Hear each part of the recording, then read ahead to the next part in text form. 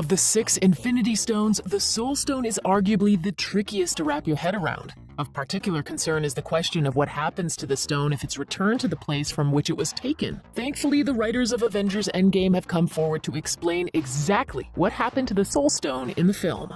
First, a little refresher. Avengers Endgame sees Black Widow and Hawkeye take a trip to the mysterious planet of Vormir on a mission to pluck the Soul Stone out of time before Thanos or his minions can acquire it. Hawkeye ultimately obtains the Soul Stone after Black Widow heroically throws herself off the planet's massive cliff, echoing the same sequence from Infinity War in which Thanos killed Gamora for the stone. Before he retires to a life of slow dancing with Peggy Carter at the end of the movie, Captain America travels back to the past to place the stone in the same spot it was in before Black Widow sacrificed herself. As MCU fans now know, there are pretty specific rules for what has to happen before someone can take the Soul Stone from Vormir. In order to take the stone, you must lose that which you love.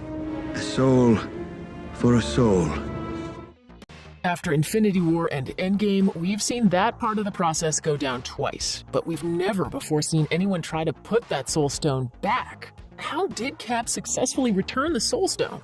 And perhaps more importantly, would putting the Soul Stone back revive the person who died for it? Christopher Markus and Stephen McFeely explained during a recent episode of Cinema Blend's Hero Blend podcast that Captain America faced no trouble returning the Soul Stone. But sadly, the soul for a soul exchange that Black Widow and Hawkeye made with the Keeper of the Stone, Red Skull, wasn't reversed in that moment. How does one turn the Soul Stone? That's a good question. I think it is an everlasting exchange. There's a slot. Yeah, that's right. Yeah, that's right. It's like an old-time bank. Yeah. Unfortunately, this shows that just because the Soul Stone was returned doesn't mean that those who were sacrificed to retrieve it get to come back to life. The exchange is permanent, and the soul that was sacrificed can't be retrieved. As Marcus put it, you put it back, but you don't get anything in return. It's not like a pawn shop. While fans held on to the hope that Black Widow could perhaps be resurrected once Captain America put the Soul Stone back on Vormir, that's apparently not going to happen, as it's simply not the way the Soul Stone works. Cap returning the Soul Stone only patched up the timeline. It didn't undo Black Widow's death. This has a huge repercussion on the future of the Marvel Cinematic Universe, since Marvel Studios is currently developing a Black Widow solo movie. How that's going to work with a dead Black Widow is sort of up in the air. It's possible the movie will be a prequel, giving us the backstory for Black Widow that the other MCU movies have only ever teased at. It's also possible that she really is alive out there somewhere, brought back by Hulk's use of the Infinity Stones without him or anyone else knowing about it.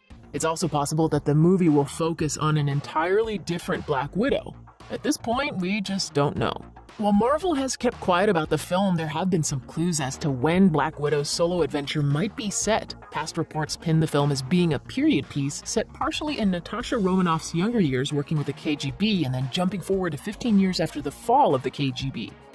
If Markus and McFeely are to be believed, and there truly is no way that Nat can be resurrected, then there isn't any other point in time that Black Widow screenwriter Jack Schaefer can place the film other than the years before the events of Avengers Endgame.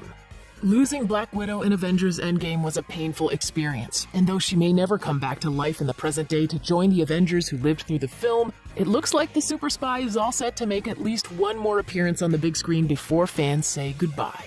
Check out